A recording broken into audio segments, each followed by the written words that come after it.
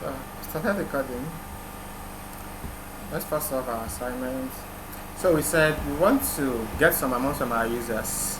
We can say amount. Then we say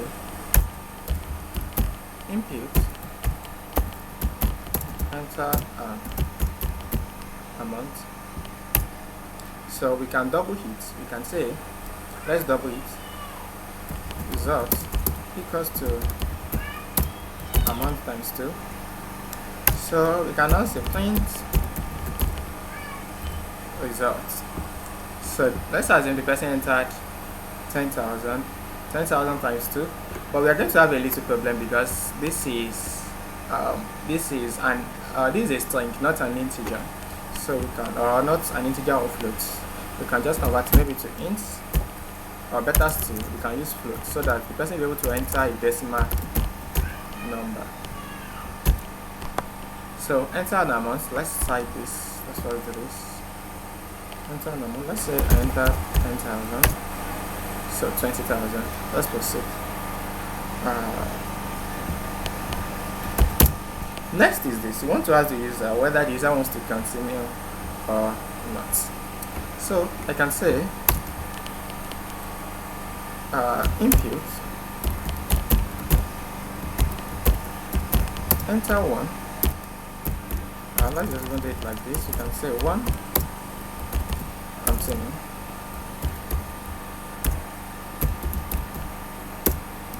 2 stop playing.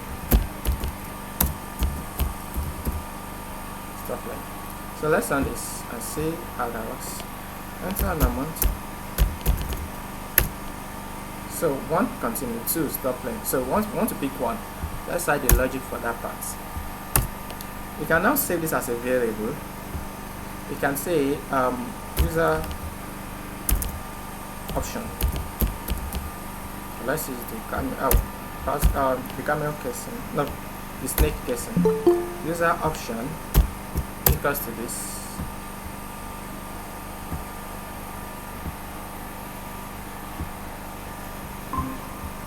So variable user option equals to input. So whatever the user inputs here will be saved as user option. We can now say if user option underscore option equals 1. Note, if you say 1 like this, then it's going to, remember, whatever you are getting from an input is a string, not an integer. So we have to put it in quotes so that it's going to be the same as whatever the user types here. If the user option equals to 1, what do you want to do? We want to do all of this again. So for that reason, we need to keep all of this in a function so that we're able to use it again. So that's what we're going to do now. We want to keep all of this in a function so that we can use it again. So we are going to create a function now, and we can call it the play game.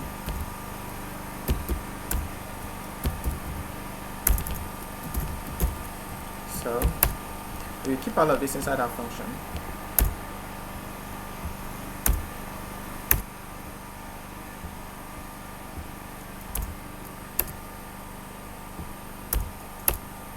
And even this user option will be within the function.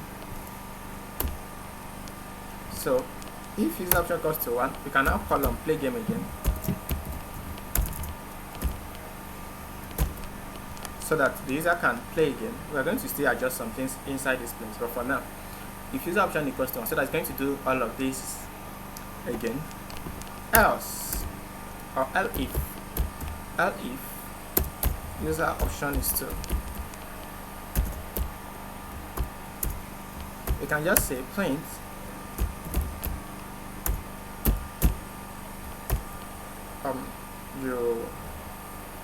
let's just say thank you for playing with us, something like this.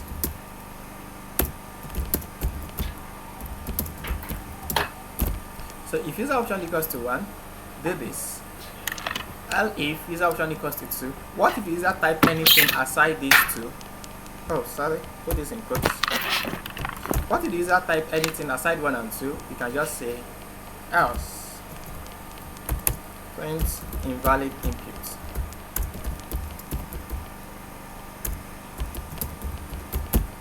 So we have this. So when we play this game, when we call on this function, it will get amount from the user. It's multiplied by 2. It will print the results. Then then ask the user to type 1 or 2. If the user types 1, it will call on the function again. Then if the user types 2, it will do this and stop. But if the user type anything other than 1 and 2, it will just print invalid input. Now let's call on this function play game. Outside the function play game. So that's on it. Enter an amount. This. Let's type 1. Enter an amount. Now this is not what we want. That's what we want. What we want to do is this. When we click on 1 now, instead of it telling us to enter an amount, we just want it to automatically double the last amount. So instead of it being telling us to enter amount again now, we want to automatically double the last amount. I hope you are getting it. The reason I'm going through this part is I want us to see each of the process, like why are we doing this, why the need for this, why are we making this adjustment to the code. I want us to see all of this. Do you understand what is going on? I come again for those of us that just joined us. We are doing the solution to our last assignment, and we have a function here called play game. Then we have an amount. When we call on this function, to get amount from the user, we multiply this amount by 2. We print out the results. Then it will ask us, do you want to continue? 1 for continue, 2 for stop playing. If you pick 1, you call on function play game again, meaning it will run all of these again. But if you click on 2, it will print thank you for playing with us. Then if you click anything other than 1 and 2, then it will print invalid input. That's it. But what we want to do is we want to click on 1 now. Instead of it saying enter an amount again, what we want to do is we want it to automatically pick the last value and multiply it by 2. So what we are going to do is we can take this out of the function.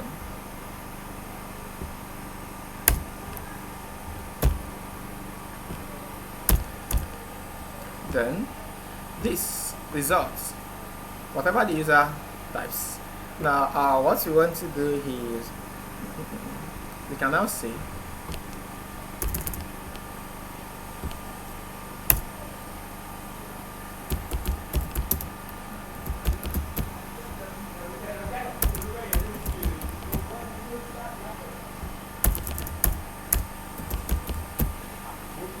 so if you click 1, let's call on this function again. Okay, multiply by 2. Do you want to continue? Yes. Play game? Yes. Okay. What if it terminates? Yes. So let's run this and explain, go with the explanation again.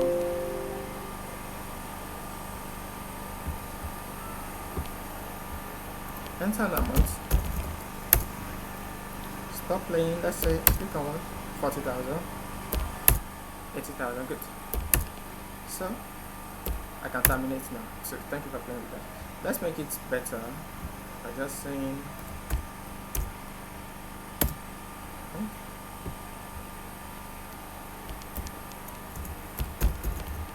5,000.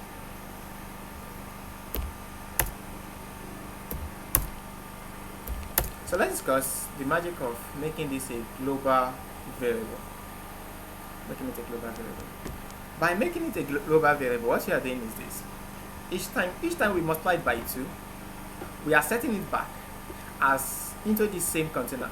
If we had made this a local variable, the problem we are going to have with that is that each time you call on this function, it will keep creating a new container for you. But by making it a global, when the page loads the very first time, it's going to create a container called amount. Then it will say enter an amount.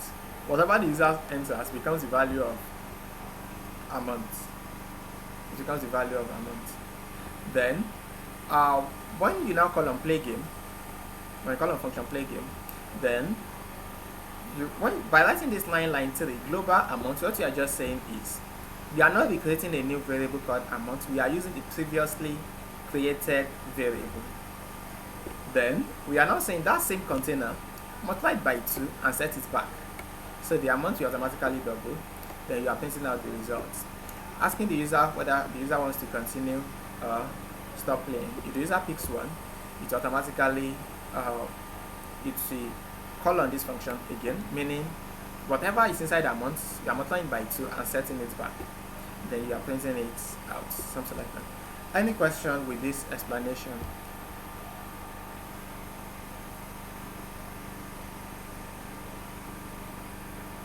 So this explanation to the last assignment. Please, sir, don't take it away yet, so that we can just go through it a bit, or we can write it down if possible.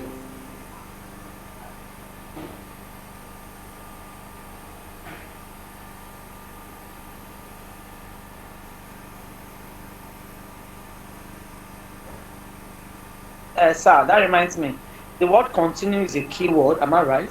Yes, we are going to deal with this when we get to loop. This word continue is a keyword. As you can see, it's blue. It's a keyword in Python. So no variable must be named keyword. No function must be named a keyword also. So there must be no variable with the name continue. There must be no function with the name continue.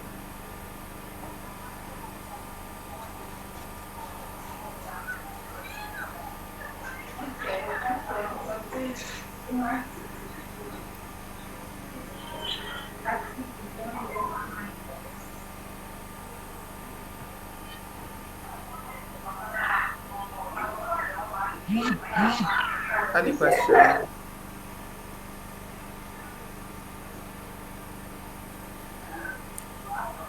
Good evening. Okay. So before we leave this part, What is the importance of that space you left between the line 12 and 13 before you now go to line the 14 to write? The space, you left one space between that 12 and 13. What is the importance? Before this you now went to 14 to write, class, to call on the I play can't game. say you're coming. I said the space between line 13, Okay. you wrote something in line 12 and you left one space in 13, then you jump to line 14 to call the. What's the importance of that space, or what Nothing, does that space stand? just to enable make it more readable, so that we know that we are done with this function here. So that it will be so clear that this play game is not part of this function, just to make it more readable. But if we had put it on line 13, it will still work the same way, just to make it more readable.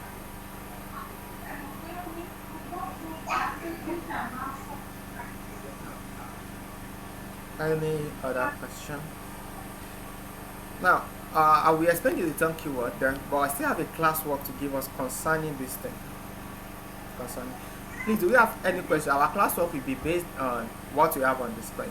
It's going to be like continuation of this task. Do you have any questions before giving us the classwork?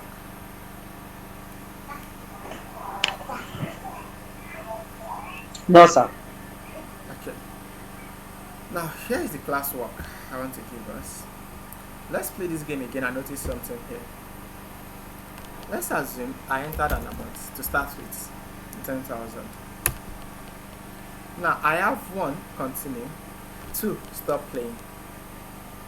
Let's assume I picked 1. It has doubled it and it's telling me either to continue or to stop playing. But let's now assume I picked 2 to stop playing.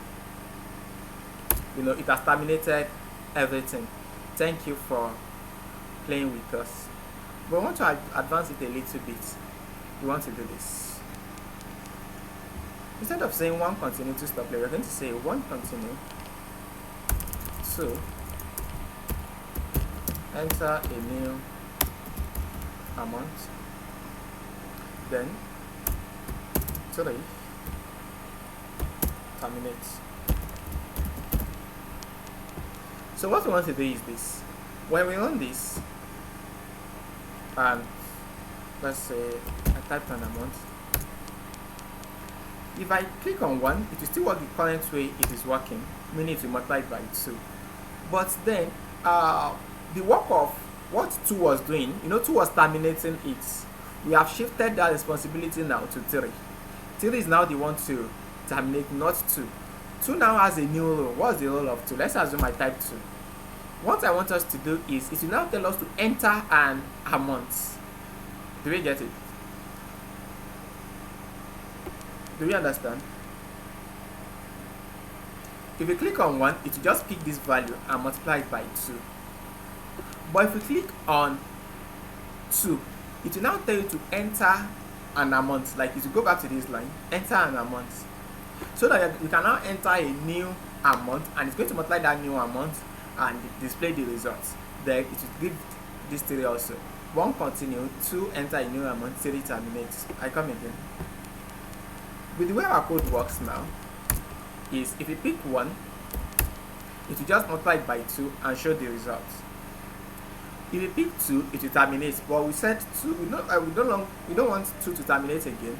We want 3 to be the one to terminate, not 2. So 2 now has a new role. The new role of 2 is that when we pick 2, it's now going to tell us to enter an amount, to go back to this line, so that we can enter a new amount. Then it will multiply whatever amount we input by 2 and display the results. Then show all of this again. Do we get the explanation? Yes. Okay. So please, we are going to do that after the class. We're going to do that after the class. Let me just copy this somewhere in case you want to adjust it.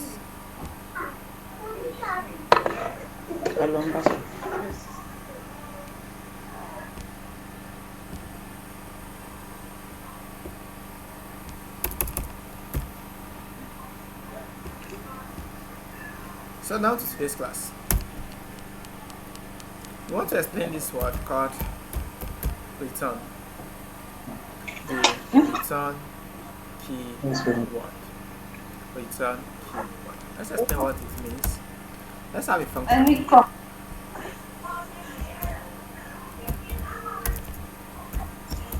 So we have a function like this, and we can say print hello. Like I said in our last class, I realized that this word return is the most complicated thing for me to explain in Python. Well, at least everything we're doing so far has been so interesting, lovely, and I love our responsiveness to them. But this word return, please, I just want our full attention here as I explain it, please. Now, I will use the word return here. With this line called return, when we call on this function, let's compare and do something else. Print I. We have print hello, we have return, we have print I. So I'll come here and call on the function my func. I run it. When we run this function, of course we know that it's going to do everything here. It's going to print hello, it's going to say this word return, then it will print I. But one thing I want us to notice, what return means is that you are telling Python to go back to the color of that function. This is the color. This is the color. So when you call on return inside a function, you are just telling Python, please don't do any other thing again. Return back to the color of that function. So it's going to return back to line 6 immediately. Let's run it. As you can see, you only have hello, not I. The reason it's not displaying I is because when you call on my func here, it's going to print hello, then it's going to see this word return. Return means return back to the color of that function, meaning it will return back to line 6. Do you get the explanation? So it's not going to do any other thing again in that function.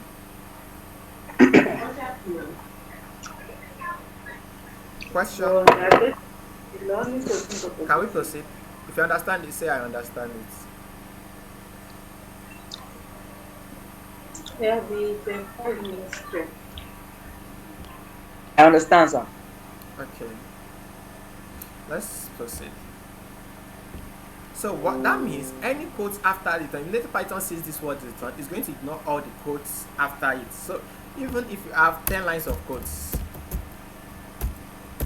Python is going to ignore all of them since they are inside our function. Once it sees this word return, it will ignore them. Let's move forward. Aside this, you can also return a number, or you can return a value, not just a number. You can return a value. When you return a value, remember the work of return is to return back to the caller of that function. So when you return a value, whatever value you return will be sent back to the caller of that function. Whatever value you return will be sent back to the caller of that function. In fact, as we have our quotes now, we just have this word return. This means it will return null. Return none, like this is the same as just saying return. So I can say return or return none. They mean the same thing. So that means this none will be sent back to the caller of the function. This is the caller of the function. So it's going to be sent back to line 7. I can now advance this a bit by saving this as a variable. Variable a equals to my func. When we call on my func, you know that it's going to do all of this here. It will print hello, then it will return none back. Then it's going to bring the none here. Then save it as value of variable a. I come again. A equals to my func. Then because you have this parenthesis at the front of the function, it's going to do everything inside that function. It will print hello, but immediately it sees this word return none, it will return none back to this place, to the caller of the function. So you are now saving that value as the value of a. So if I come here and say print a, it will print none. It will print none.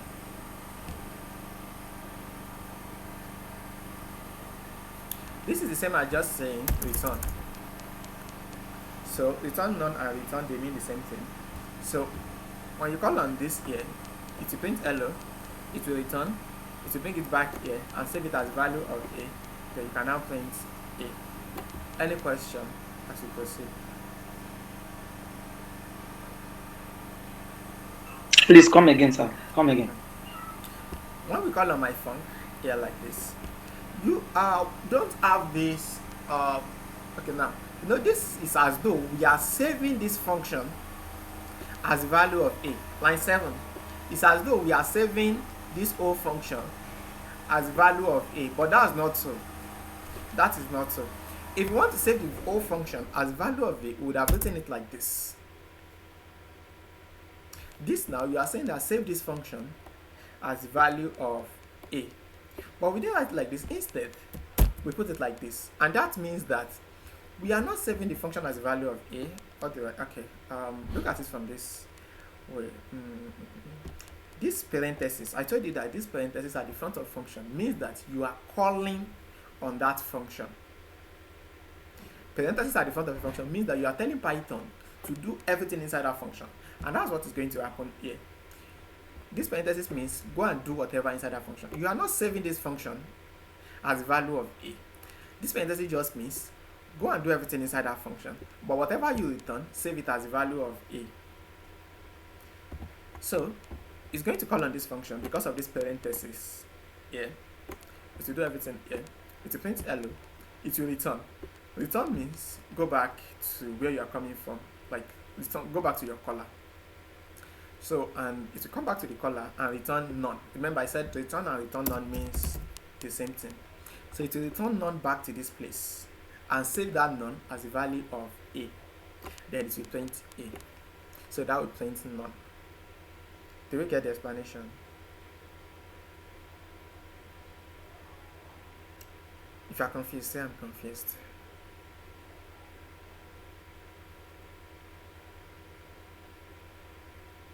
If you are getting it, say I'm getting it. I'm confused. Okay, let's go again. If you want to look at this word return and how it works, we have print hello, we have return none. First thing is note that any quote after return is ignored. Immediately Python sees this word return, it's going to ignore all the quotes after it. That's the first thing. Two is this. When we do something like this, but okay, I think you understand this better now. If I run this code, let's just remove all of this for now. If I run this code, what will I see on the screen?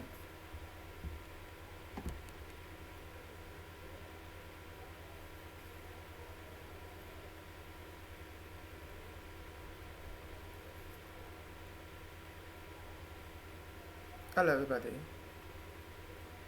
Yeah. If I run this code, what will I see on the screen?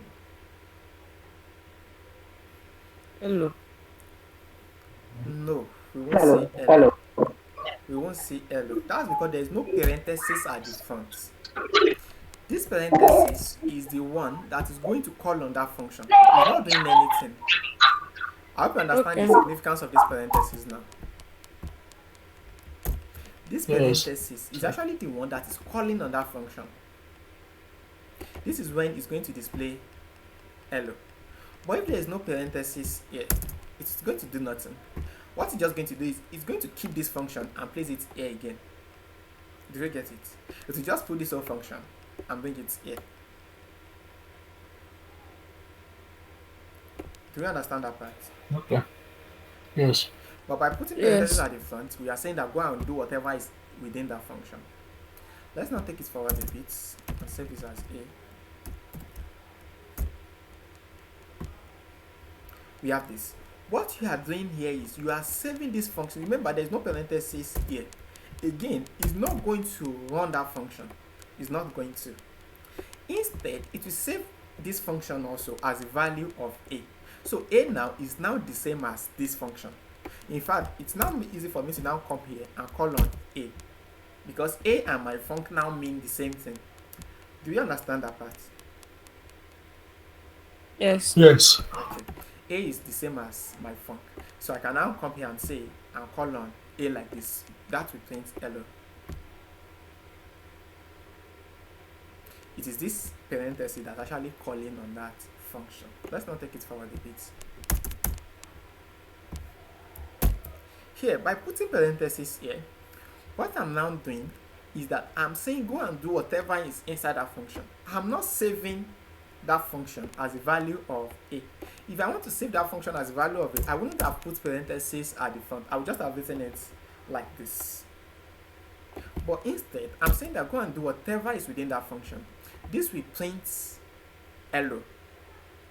When it's done, whatever this function returns will now be saved as a value of A. Whatever it returns will be saved as a value of A. Do you understand that part? We are calling on this function. By putting parentheses here, we are saying go and do whatever is inside that function. It will do it. When it's done, whatever that function returns will now be saved as the value of A. But we know that this function is not returning anything, right? I didn't know. Yes. But I want us to know that Yes. all functions return something, even whether it is written or not. Meaning that this function is actually returning something. Just that up to this point, we've not been writing it out. But all functions return something. When you don't write return inside a function, when it is done with everything, it will always return none. So this is the same thing as saying return none. And it's the same as just writing it like this. When it's done with everything, it will automatically return none. So when we are done with everything inside this function, this will return none to this place. And this none will be saved as value of A. So we can now say print A. What do you think we will say?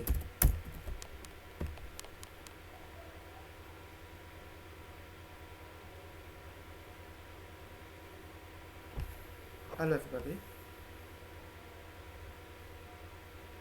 Hello. And hi. Like I said we are going to take this return twice. In our last class, I discussed it, and we take it once. Then in our next class again, we still take it. So by when we are taking it the second time, it's going to be clearer to us. But don't worry, as much as possible, we understand how this works. Now, when we call on my func like this and put some parentheses at the front, you are saying go and do whatever is inside that function. Whatever is it returns, you are saving it as a value of A. Not this whole function, but whatever the function returns. And since we know that this is the same as saying return none, so this we automatically return none, and it's going to be saved as value of A. So line 8 will print none. So when we call on this function, this will print hello. Whatever it returns will be saved as value of A. Then this will now print A. So A is none. So this will print none. So you're going to see hello and none.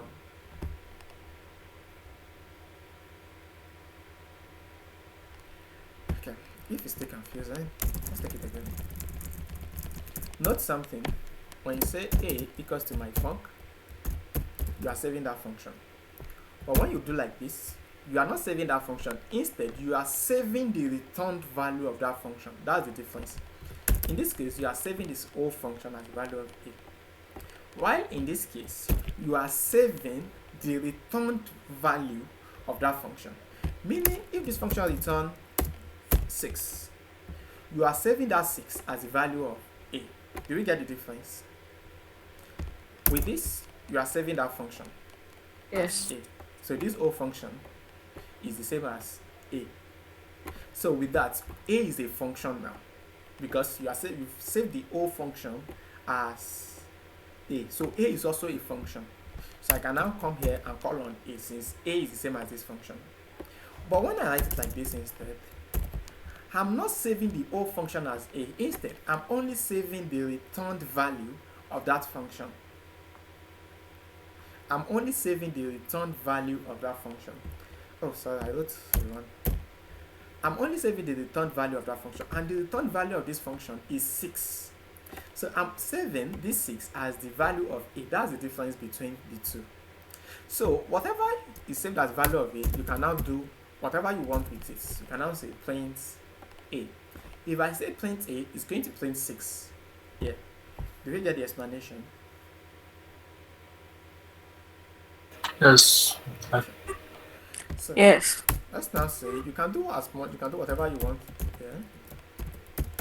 But when it's done with everything, it will now return 6 back to this place. Then save that 6 as the value of A. You can now do whatever you want with it. Print A.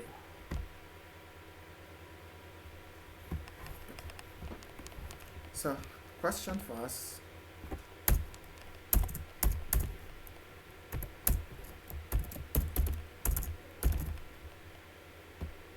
So what will you see if you run this code?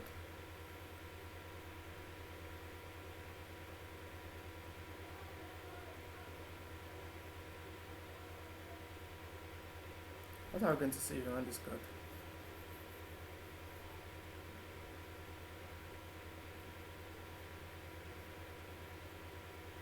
No. Good. Good. To print None. good. To print good. Well, we call on this function. It will do whatever is inside this function. This function we are returning good. So it will save the returned value as the value of A. We can now print out A, which is good. Let's proceed. We can advance this a bit by saying, just put a variable here. Let's say none. And just say return none. I'm sorry. So what will this give us if we run this?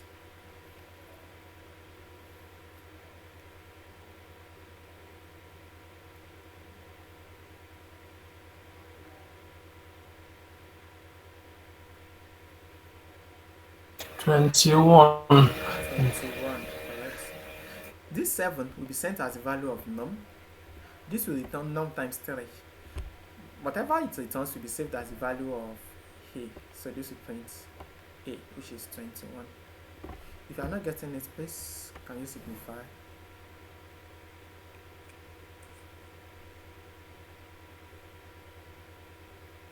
Can we proceed? Let's move forward. Yeah. Okay. Like I said, in the next part we still revisit this part again. It's very important. Let's look at some other things you can do with this return. You can now do something and say if num. Let's first say print welcome. So we can say if num is greater than let's say 5, we can say print this is huge. I just say if num is greater than 10, this is huge. Return num minus 6 house print this is small. Turn num times 3. So if we run this code, what do you think we're going to see? If we run this code, what will be the display?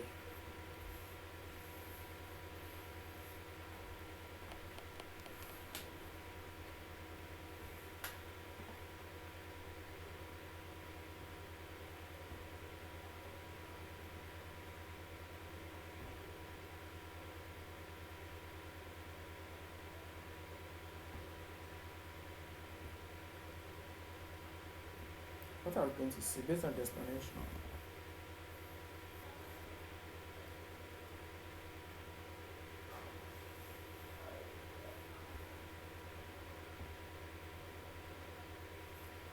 How do you think we will see if I run this code?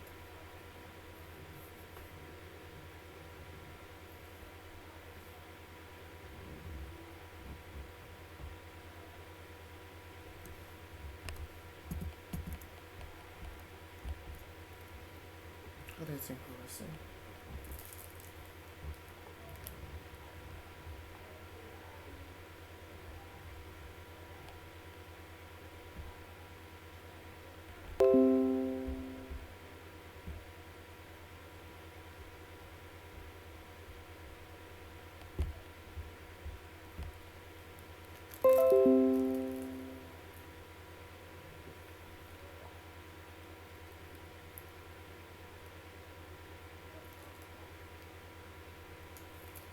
Let me try. It's 21. Okay. 21. Okay. 21. Okay. Good. When we call on this function here, number one, it first prints welcome to this coin. Then it will check this condition. Is this condition true? No. That condition is not true. So it will jump to the else part immediately. It will print this is small. Then it will return num times 3. So it will return 21 back here as value of a. Then it will now print 21. So we're going to see welcome, this is small, 21. Do we get the explanation?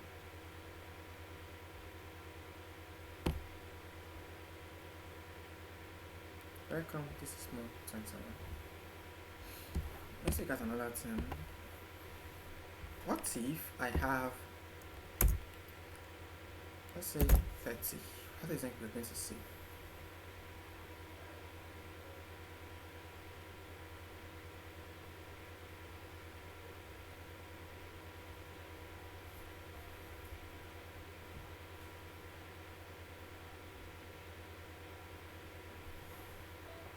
$24. 24. So again, we say welcome. This is huge. Then this will return num minus 6. That is, it will return 24 as the value of a. Is it print 24? So I'm going to say welcome. This is huge, 24.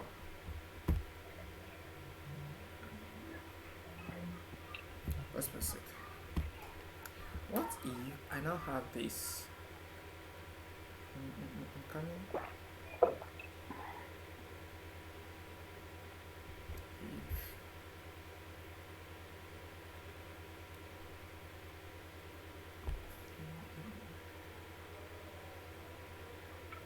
I'm looking at the adjustment we can make to our code.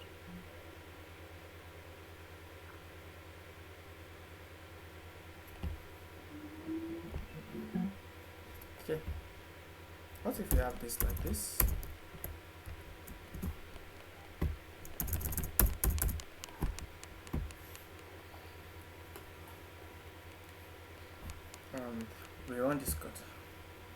do you think we will see?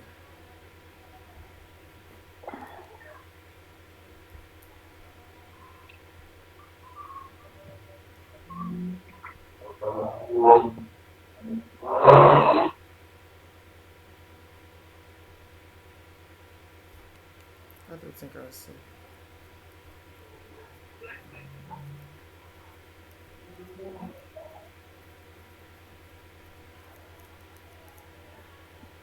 Kindly note that this part is outside of this if statement. Not. Like it's not within. This is within.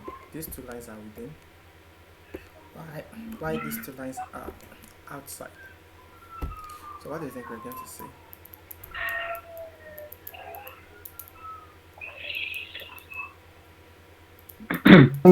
Welcome. Okay. We'll say welcome. Yes, sir. This is huge Yes, sir. 24. Yes, sir. This is small. Okay. 9. Okay. So what will this point out? 911. It will print out. So first of all, print out 24, then 9. If I'm right, that's the norm times 3. Okay. Now let's look at how it's going to work. When we run this, it depends welcome. You are correct. It's not greater than 10. Yes, 30 is greater than 10. So it's going to enter this place. To print this is huge. You are correct. It will return num minus 6. That is 30 minus 6, 24. Remember I said every code after return is ignored. So all of this will be ignored. Once it sees this word return, you can ask that why is it not the same like this? Like yeah, we are not writing any code after return. You can say, sorry, I think it's like this.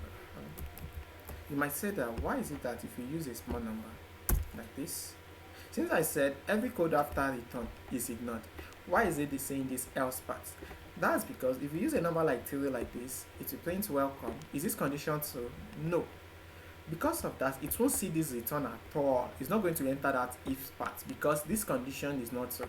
So because of that, it's not going to see this return. If you had seen the return, it wouldn't have gotten to this else part. Do you understand? It wouldn't have gotten to the Yes. else part. Good. Thank you, sir. So it wouldn't have gotten to the else part. It would just have returned here. But if you have this like this,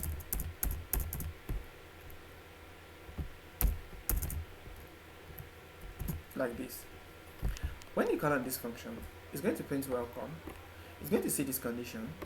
Now this is not true. This condition is not true. So it will just jump here. Print this is small and print num times 3 is 9. But if you use a big value like this, 30 like this, it's going to print welcome. Is this condition true? Yes. It will print this is huge. Then it will return here. Num minus 6. That's 24. It will return back as the value of it and print a, which is 25, and that's all. It's not going to do any other thing within that function. Just note that when Python says return, it's not going to do any other thing within that function. It will just terminate there. Do you get it? Okay. Thank you. Yeah. So now it means that we are actually using our return as a form of else here. We are actually using it like if else. Do you get it? Yeah, in this case now, return is working similarly to our if else. If this condition is true, it will see this return and terminate. If this condition is not true, that means it's not going to see this return. So it will be able to see all of this. So somehow our return is working like if else in this case. What if there were no return? Let's remove this. What do you think we will see if we run this code?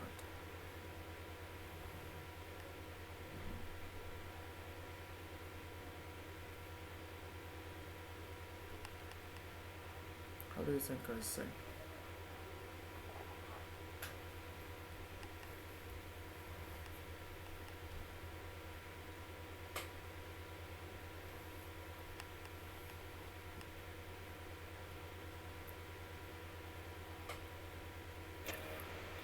That would be Um, welcome. Yes, sir. Since the condition is meant to bring this is small. Sorry, this is huge. This is Yes, small. sir. Ninety. Yes, sir. Correct. Thank you, sir. So this kind of this function, it's a print welcome. This condition is to it will print this is huge. When it's done, it will still print this is small. Then it will return num times 30, that's 90. It will return it back. Then save it as A, then print 90 out. So that's that about return. Like I said, return is technically the I realize that it's actually the maybe for me, maybe the hardest thing for me to explain to students. Like I have to explain and explain. But aside that, I don't think we are going to have any issue again. Like return. Okay. Now most of the tasks you'll be doing algorithm questions. Most of the algorithm questions you'll be doing will usually involve you using the word return. They will. If you're not solving algorithm questions, you may not use return as such. As such, you will still be using it, yeah, but not as such. But most of the algorithm questions that you'll be solving will require return. So for now, we won't be solving algorithm questions. For now, at the right time, we start solving them. But for now, we are not solving algorithm questions. So you may not use it regularly for now. You may not use it often. But at the right time, when we start solving algorithm questions, we get used to how to use return very well. You realize that the more you use these things, the more you understand how to use them. The more we use them, the more we know how to use them, the more. So for now, we won't be using return. When we are done with some parts, then we now focus on algorithm questions. But now I want us to solve something similar to real life problems. Um, that's why I said we should do the game. That's the lotto in our last class. Then after that, we are going to do another task again.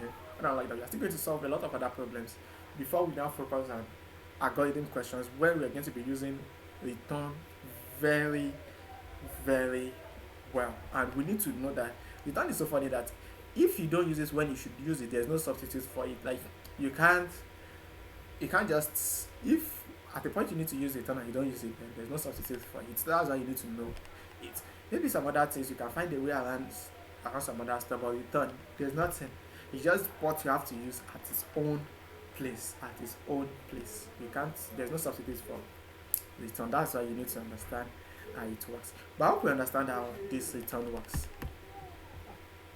So in our next class, that will be on Monday. Yes, on Monday. We are going to explain all of this again. We explain all of this again. Meaning, if you have any question, please go and think about it. Go over it. Then come to class on Monday so that we can take it all over again. And I believe we are going to understand it even better, much better in our next class.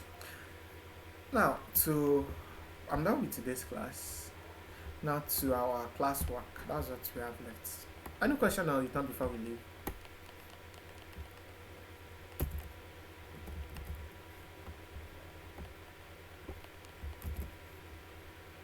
To our classwork, please help me with this problem.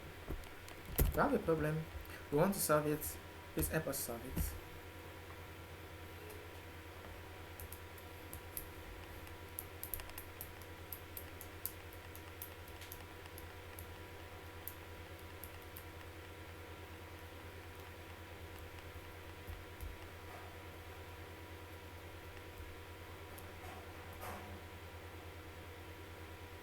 Are we going to submit the assignment on Monday? So Yes, sir. Hello, everybody. Are we together? yes, Okay. Should we leave and submit on Monday? Or we want to do it here in class?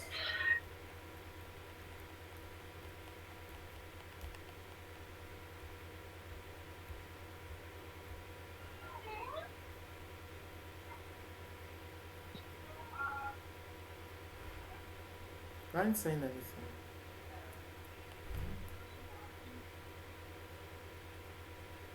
Simon, please, can you explain the classwork again? Okay. Here's the classwork.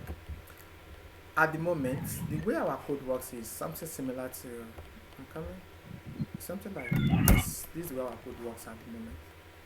When we run this, enter an amount. You can enter any amount. Do you want to continue?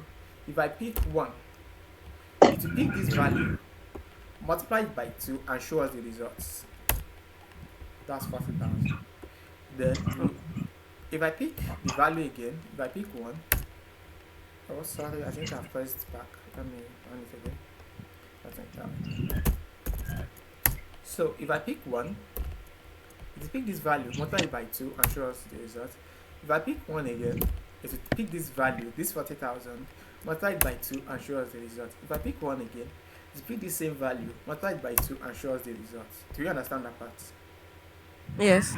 Okay, so if I keep picking 1, it will keep doing that. But if I pick 2, it terminates. Thank you for playing with us. So we understand what 1 and 2 does now. But what we want to do is, we want to change this work of 2, we want to change it to 3. So 3 be the one to display this now. But we are now introducing something new to us.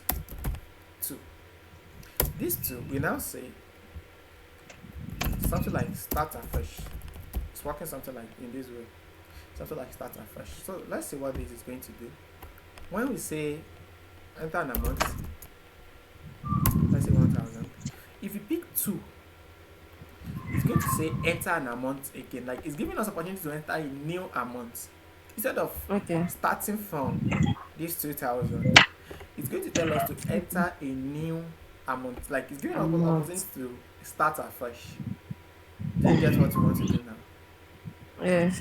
So if I pick 2, it's going to say enter an amount. I can pick any amount of my choice now, maybe 50,000. If I say 50,000, then it's now going to multiply it by 2, then display 100,000 and give me these 3 options again. If I click start afresh again, then I have the opportunity to enter a new amount. So I don't like that. But once I click on terminate, then it will terminate everything.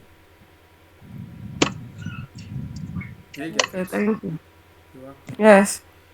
So how can you do it in class or we have it as assignment? I would suggest we have it as assignment. Thank you very much. Any contrary suggestion, opinion, contribution to everything done today?